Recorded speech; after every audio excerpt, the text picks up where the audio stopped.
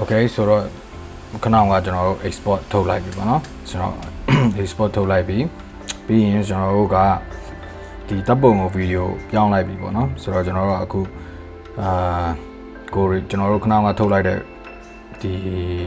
video clip ပေါ့နော်ဆိုတော့ကျွန်တော်အဲ့ဒါကိုကျွန်တော် set လုပ်သွားမယ်ဆိုတော့အခု project ကိုပြန်ဆောက်လိုက်မယ်ဆိုတော့ကျွန်တော်ဒီ new project ပေါ့နော်ဆိုတော့ video ထဲမှာခဏကကျွန်တော်တို့လောက်ထားတဲ့ဟာပေါ့နော်ဆိုတော့ခဏကကျွန်တော်တို့လောက်ထားတဲ့ဟာလေးကိုကျွန်တော်ယူလိုက်မယ်ကျွန်တော်ဒါလေးပေါ့နော်ဆိုတော့ကျွန်တော်ဒါလေးကိုယူလိုက်မယ် okay ဆိုတော့ရပြီဆိုတော့ကျွန်တော်ဒါကို run ကြည့်လိုက်မယ်နော်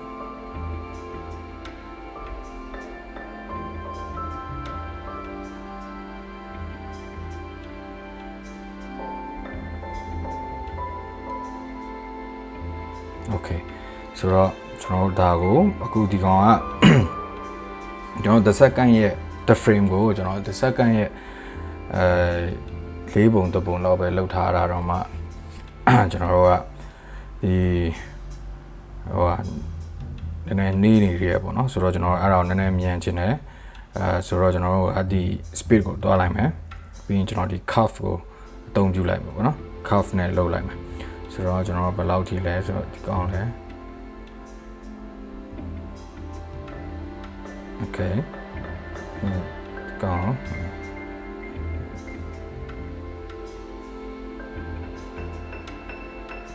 ကျွန်တော်ဒီလိုနည်းနည်းပြန်လိုက်မယ် okay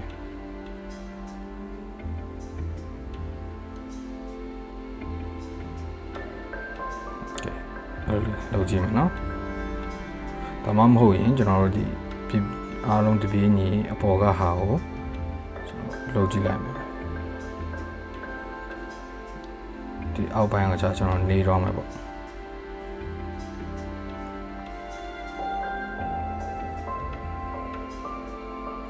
နေတော့မဟုတ်မှာကျွန်တော်ပုံမှန်လုပ်လို့ရပါတယ်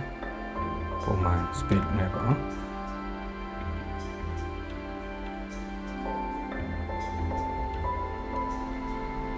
โอเคကျွန်တော်ဒီလိုလေးလုပ်လိုက်မယ်နော်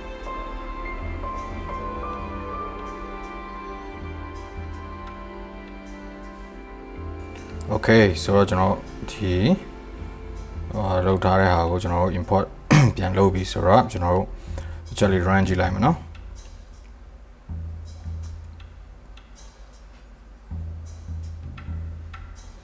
Okay ကျွန်တော်အဆင်ပြေပါတယ်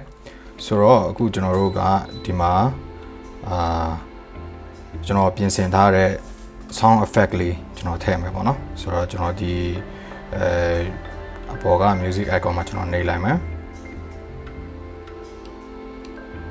ဆိုတော့ကျွန်တော် music ကိုတွားလိုက်မယ်ဆိုတော့ဘာလို့လဲဆိုတော့ကျွန်တော်ပြင်ဆင်ထားတဲ့ဟာပေါ့နော်ဒီအဲ့ထဲမှာကျွန်တော်တို့ဟိုဟာရှိတယ်VN sound effect ဆိုတဲ့ဟာကျွန်တော်နာမည်ပေးထားတဲ့ဟာပေါ့နော်ကျွန်တော်လုပ်ထားတဲ့ရှိတယ်ကျွန်တော်ဒါလေးကိုရွေးလိုက်ဆိုတော့ okay ဆိုတော့ကျွန်တော် sound effect ထည့်ပြီးပြီဆိုတော့ကျွန်တော် run ကြည့်လိုက်မယ်နော် okay ကျွန်တော်ရတယ်ပေါ့နော်ဆိုတော့အခုကျွန်တော်တို့ဒီ sound effect လည်းထည့်ပြီးသွားပြီဆိုတော့ဒီနားမှာကျွန်တော်ဒီမှာ okay ဒီနားမှာကျွန်တော်ဒီလောက်ထိအချိန်ယူထားရဲဆိုတာကဒီနားမှာကျွန်တော်စာထည့်မယ်ပြီးလို့ရှိရင်ဒီပေါ့နော်သူ့ရဲ့စာပေါ့နော်ကျွန်တော်စာထည့်မယ်ကိုထည့်ချင်တဲ့စာပေါ့နော်အခုလောလောဆယ်ကျွန်တော်ကတော့သူ့ရဲ့ဘုတ်နာမည်ရယ်ဈေးနှုန်းရယ်ပေါ့ဆိုတော့ကျွန်တော်အဲ့ဒါလေးထည့်မယ်ပေါ့နော်ဆိုတော့အခုကျွန်တော်တို့ဒီ overlay ပေါ့နော်ဒီမှာကျွန်တော်တစ်ချက်နှိပ်လိုက်မယ်အဲ့မှာကျွန်တော်ပြင်ဆင်ထားတဲ့ဟာရှိရယ်အဲ့ဒါကဘာလဲဆိုတော့စာကိုကျွန်တော် graphic ပြောင်းထားတယ်ပြီးရင်အဲ့ဒါကိုကျွန်တော် PNG ထုတ်ထားတယ်ပေါ့နော် transparent ဖြစ်အောင်ဆိုပြီးတော့ဆိုတော့ကျွန်တော်အဲ့ဒါကိုထည့်ပါမယ်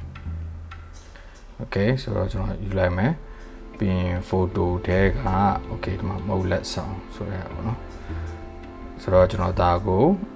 အပေါ်ဒီနားလောက်မှာလိုချင်တယ်ဆိုတော့ဒါကိုကျွန်တော်ဘယ်နားလောက်အောင်နေစထည့်မလဲဆိုတော့ကျွန်တော်ဒီဒါလေးပြီးသွားမယ်ပြီးရင် okay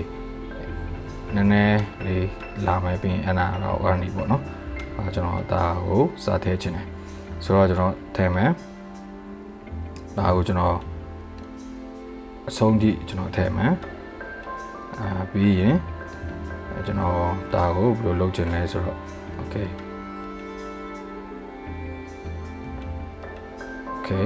ဆိုတော့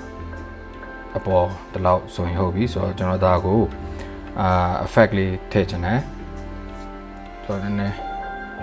effect လေးထည့်ချင်တယ်ဆိုတော့ကျွန်တော်ဒါအောင်နှိပ်လိုက်မယ်ပြီးရင်ကျွန်တော် motion ပေါ့နော်ဆိုတော့ motion တွေကမှသူကအများကြီးရှိတယ်ဒီမှာဒီလို fade in fade out လာမလား scale up လာမလားပြီးရင်ဒီလို spin ပေါ့နော်ဒီလိုလာမလားပြီးရင် slide ထဲမှာကျွန်တော်တို့ဒီမှာ3မျိုး4မျိုးရှိရပေါ့နော်ဆိုတော့ set လေးတွေ့ရမယ်တင်တယ်ဆိုတော့ကျွန်တော်နောက်တစ်ခုနှိပ်လိုက်လို့ရှိရင်တစ်ခုပြောင်းတော့မယ်နောက်တစ်ခုနှိပ်လိုက်ရင်တစ်ခုပြောင်းတော့မယ်နောက်တစ်ခုနှိပ်လိုက်ရင်တစ်ခုပြောင်းတော့မယ်ပေါ့နော်ဆိုတော့ကျွန်တော်ကဒီထဲကဘယ်အလိုချင်တယ်လဲဆိုတော့ဒီတစ်ခုကိုကြတော့ကျွန်တော်ဒီအပေါ်တက်သွားတဲ့ဟာလိုချင်တယ်ဒီလောက်ပေါ့နော်ဆိုတော့လောက်လေးလိုချင်တယ်ပြီးရင်ကျွန်တော်ဒီသူ့ရဲ့ duration speed ကိုကြတော့ဒီထက်နည်းနည်းပိုနှေးချင်သေးရပေါ့နော်ဆိုတော့ဒီလောက်လေးလုပ်ကြည့်လိုက်မယ်နော် okay ကျွန်တော်တုံးကြည့်လိုက်မယ်ပြီးရင်ကျွန်တော်လုပ်ကြည့်လိုက် okay ပြီးရင်ကျွန်တော်နောက်တစ်ခုထပ်ထည့်မယ်ဒါကကျွန်တော်ဒီ1000ကျပ်ဆိုတဲ့ဟာလေးကိုထည့်လိုက်မယ်ဆိုတော့အဲ့ဒါကို okay ဆိုတော့ကျွန်တော်အဲ့ဒါကိုဘယ်မှာထည့်မလဲဆိုတော့အပေါ်ဖြစ်အောက်ဖြစ်ကျွန်တော်ရွှေ့လိုက်မယ်နော်ဆိုတော့ထည့်မယ်1000ကျပ်လာမယ်ပေါ့နော်ဒါကိုဒီလိုပဲအဆုံးထိကျွန်တော်ရွှေ့လိုက်မယ်ပြီးရင်ဒီ fade out ဒီလောက်ကြာမှာပဲကျွန်တော်စာပေါ်ချင်တယ်ဆိုတော့ကျွန်တော်ဒါလေးလုပ်လိုက်မယ်ပြီးရင်ဒါကိုကျွန်တော်စင်တာထားလိုက်မယ်ရွှေ့မယ်ဆိုတော့ဒီဈေးနှုန်းဖြစ်တဲ့အတွက်ကျွန်တော်နည်းနည်းလေး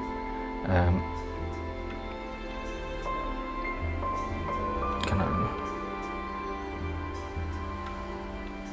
okay ဆိုတော့ကျွန်တော်ဒါကိုဒီနားလောက်မှာကျွန်တော်ဒီ1000ကျပ်ကိုလာပေါ်မယ်ပေါ့နော်ဆိုတော့ကျွန်တော်အပေါ်ကိုရွှေ့မယ်နည်းနည်းတေးလိုက်မယ်ပေါ့နော်ဆိုတော့ဒီကောင်ကြတော့ကျွန်တော်ဘယ်လို effect မျိုးလိုချင်တယ်ဆိုတော့ဒီကောင်ကအပေါ်တက်ပြီးဖြစ်တဲ့အတွက်ဒီကောင်ကြတော့ကျွန်တော်ဒီနောက်တစ်ခုပေါ့နော်အောက်ကနေဒီ slide ထဲကပဲ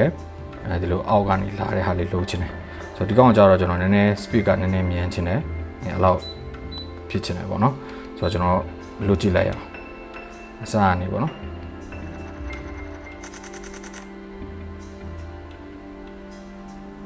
okay ဆိုတော့ကျွန်တော်တို့ဒီမှာ okay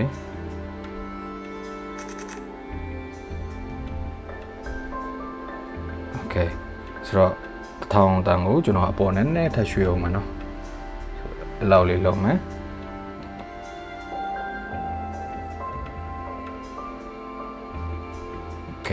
အဲ့လိုလေးလုပ်မယ်ပေါ့နော်ဆိုတော့ပြီးရင်ကျွန်တော်ဒီစာကိုကျွန်တော်ဒီလိုအတန်ဒီနေရာတွေမှာဝင်လာတဲ့နေရာမှာကျွန်တော်အတန်တွေ sound effect လေးတွေနည်းနည်းထည့်အောင်မယ်ဆိုတော့ဒီတစ်ခေါက်ကျတော့ကျွန်တော်တို့သူ့စီမှာရှိတဲ့ default ပေါ့နော်ဒီ software မှာပါတဲ့sound effect လေးတွေကိုကျွန်တော်ထည့်ကြည့်မယ်ပေါ့နော်ဆိုတော့ကျွန်တော်ဒီဘက်မှာနှိပ်ကြည့်လိုက်မယ်ပြီးဒီ effect ဆိုတဲ့ဟာကိုသွားမယ်ဆိုတော့ဒီထဲမှာကျွန်တော်တို့ဘယ်ဟာမျိုးကိုရွေးမလဲဆိုတော့ဒီ whoosh တို့ပေါ့နော် switch တို့ဒီမှာ first switch ဆိုတဲ့ဟာလေးရှိရယ်ပြီးကြမှာပဲအဲ့ထဲမှာကိုလိုချင်တဲ့ဟာနားထောင်ကြည့်မယ်ပေါ့နော်အခုကျွန်တော်ရဲ့ effect ကဒီလိုပထမ effect ကကြာ effect တစ်ခုကကြာတော့ဒီလိုအပေါ်ကိုတက်တာဖြစ်တယ်နည်းနည်းလေးတက်တယ်ဆိုတော့ကျွန်တော်နည်းနည်းနေတဲ့ whoosh လေးပေါ့နော် switch လေးအဲ့လိုမျိုးရှာကြည့်တာပေါ့နော်ဒီ okay ဒီဒါကကျွန်တော် switch ဆိုတဲ့ဟာလေးဖွင့်အရင်များလို့ပဲနော်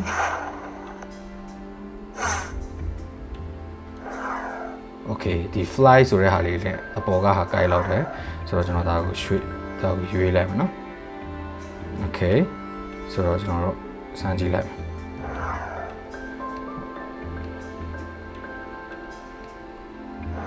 ဆိုတော့ဒီကောင်နည်းနည်းလေးအရှိတိုးရမယ် okay ကျွန်တော်ထပ်လို့ကြည့်လိုက်မယ်နော် okay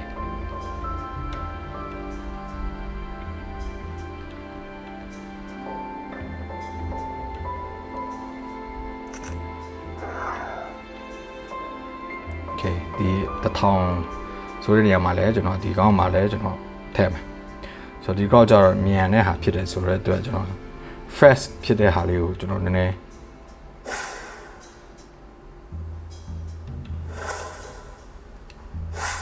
Okay ဒီ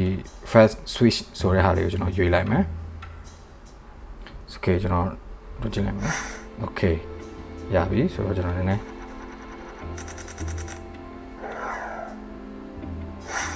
Okay ဆိုတော့ကျွန်တော်ဒီမှာနည်းနည်းအတန်နဲ့ timeline တွေမကိုက်တာတခုကျွန်တော် recording လုပ်နေတာတခုရယ်ပြီးရင်နောက်တစ်ခုကကျွန်တော်ဒီပုံဒီ video clip ကိုအောက်ကဟာကိုပုံမှန်တဲ့ frame rate တွေကပုံမှန်မဟုတ်ဘူးဖြစ်နေမြန်ထားတဲ့ဟာပေါ့နော်ဆိုတော့အဲ့ဒါကြောင့်သူကအဲ့လိုမျိုးတွေပြတာဖြစ်တယ်အဲ့လိုမျိုးနည်းနည်းအတန်နောက်ကျတယ်လို့ထင်ရပါတော့ဒါပေမဲ့တကယ်တမ်းကျတော့အတန်တော့နောက်မကျပါဘူးဆိုတော့ကျွန်တော်ကြည့်လိုက်မယ်နော် Okay ဆိုတော့အခုကျွန်တော်တို့ဒီမှာ 3D ဒီလိုဖြစ်သွားတယ်ပေါ့နော်ဟိုရင်တော့ lesson မှာပြောခဲ့တယ်လို့ပဲ 3D မကြိုက်ဘူးအရှိမ space လေးနည်းနည်းလိုချင်တယ်ဆိုတော့ကျွန်တော်တို့ကဒီ material ကိုတွားမယ်ပြီးရင်ကျွန်တော် black လေးကိုပဲယူလိုက်မယ်ပေါ့နော်ဆိုတော့ Okay ဆိုတော့ကျွန်တော်တို့ဒီအနောက်မှာဒီက 3D မဖြစ်အောင်ကျွန်တော်တို့ဒီ space လေးနည်းနည်းထားလိုက်မယ်ပေါ့နော်ဆိုတော့နားနည်းထားလိုက်မယ်ဆိုတော့ဒါကိုကျွန်တော်တို့ဒီduration ဒီပေါ့နော်အခုကကျွန်တော်ဘယ်နှစ်စက္ကန့်လောက်လဲဆိုတော့3စက္ကန့်လောက်ထားလိုက်မယ်နော်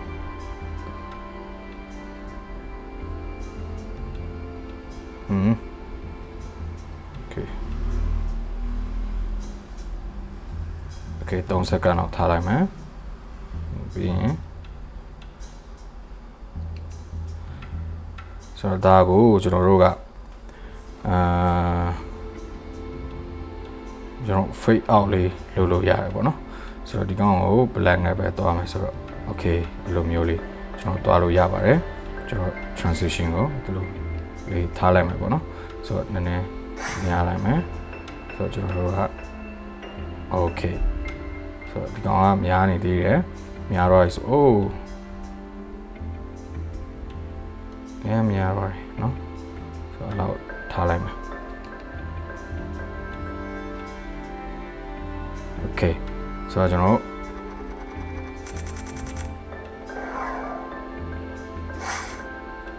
Okay ဒါကတော့ကျွန်တော်တို့ဒီ stop motion ပုံစံနဲ့လုပ်တဲ့ဟာပေါ့နော်ဆိုတော့အခုကျွန်တော်တို့နောက်ဆုံးတစ်ခုလုပ်မယ်ဆိုတော့ကျွန်တော်ခဏကဒီဓာတ်ပုံတွေကိုဗီဒီယိုအဖြစ်ပြောင်းလိုက်ရတဲ့ရည်ရွယ်ချက်တစ်ခုရှိတယ်ဒီပြီးတော့ export ထုတ်မှပဲအဲ့ဒါကိုပြန် video file ပေါ့နော်ဒါ import ပြန်လုပ်ပြီးတော့လုပ်တဲ့ဟာပေါ့နော်ဆိုတော့ကျွန်တော်ဓာတ်ပုံတွေမှာဆိုလို့ရှိရင်ဓာတ်ပုံပေါင်းမြောင်များစွာထားတယ်ပြီးရင်ကျွန်တော် background မှာအရာထည့်ချင်တယ်ပြီးရင်ကျွန်တော် scale up တသေးလေးလုပ်ချင်တယ်ပေါ့နော်ဆိုတော့နည်းနည်းသေးလိုက်ချင်တယ်ဘေးနားမှာကျွန်တော်ဒီဘေးနားမှာအခုလေးမှာအရာလေးထည့်ချင်တယ်ဆိုတော့ကျွန်တော်ဒီ video ရဲ့ရည်ရွယ်ချက်ကကျွန်တော် mobile phone ကျွန်တော် square ပေါ့နော်4000မှာမြင်ရအောင်ဆိုပြီးတော့square နဲ့ mobile phone မှာကျွန်တော်ဒီ Facebook တို့ Instagram တို့ဖြစ်ကြော်ညာပါတော့ဆိုတော့ကျွန်တော် square ပုံစံလေးလိုချင်လို့ပေါ့ဆိုတော့ square ဆိုဘေးနားမှာကျွန်တော်အရာလေးထည့်ချင်တယ်ဆိုတော့ okay ကျွန်တော်ဓာတ်ပုံမှာလုပ်ခဲ့မယ်ဆိုလို့ရှိရင်ဓာတ်ပုံပေါင်းများစွာရှိတာဖြစ်တဲ့အတွက်အကုန်လုံးမှာလိုက်လို့ရမယ်ပြီးရင်ကျွန်တော် scale တွေအကုန်လုံးလိုက်ချိန်ရမယ်ပေါ့နော်ဆိုတော့ stop motion ဖြစ်တဲ့အတွက်လိုက်ချိန်ရင်ကျွန်တော်အချိန်ကြာတယ်ဆိုတော့ကျွန်တော်ဗီဒီယိုအရင်ထုတ်လိုက်တယ် clip တစ်ခုပဲထုတ်လိုက်တယ်ဆိုတော့အဲ့ဒီဟာကိုမှကျွန်တော်က background ထည့်မယ်ပြီးရင် scale ကိုနည်းနည်းခြုံလိုက်မယ်ဆိုတော့ကျွန်တော် clip တစ်ခုတည်းပဲဆိုတော့အလုပ်ကပိုမြန်သွားတယ်ပေါ့နော်ဆိုတော့အဲ့ဒါကြောင့်ကျွန်တော်ကဒီလိုလုပ်လိုက်တာဖြစ်တယ်ဆိုတော့ကျွန်တော် background အရာထည့်မယ်ဆိုတော့ background အရာကိုကျွန်တော်ဒီလိမ်မော်အရာပေါ့နော်ကျွန်တော်စာသားအရာနဲ့ဟိုဟာဖြစ်တယ်နည်းနည်းခုရွေးလိုက်မယ်ဆိုတော့ကျွန်တော်ဒါလေးကိုရွေးလိုက်မယ် okay ပြီးရင်ကျွန်တော်တို့ရဲ့ video frame ကိုเนาะကျွန်တော်နည်းနည်းလေး scale down လုပ်လိုက်မယ် okay ပြီးနားမှာအခုလေးပေါ်လိုက်ပါဆိုတော့ကျွန်တော်ပြီးနားပေါ်တာဟိုဟာကိုကျွန်တော်အများကြီးဟိုဟာမလုပ်ချင်ဘူးဆိုတော့ကျွန်တော်ဒီလောက်လေးထားလိုက်မယ်ဆိုတော့ဒီလိုလဲလုပ်လို့ရတယ် background အရာထည့်ပြီးတော့လဲကျွန်တော်တို့လုပ်လို့ရတယ်ဒါမှမဟုတ်ကျွန်တော်ဒီ border ဆိုတဲ့ဟာလည်းရှိရပေါ့နော်ဆိုတော့နှစ်ခုကိုကြိုက်လို့အဆင်ပြေတယ်လို့လုပ်လို့ရတယ်ဆိုတော့ကျွန်တော်ရှင်းမှာ run ကြည့်မယ်နော်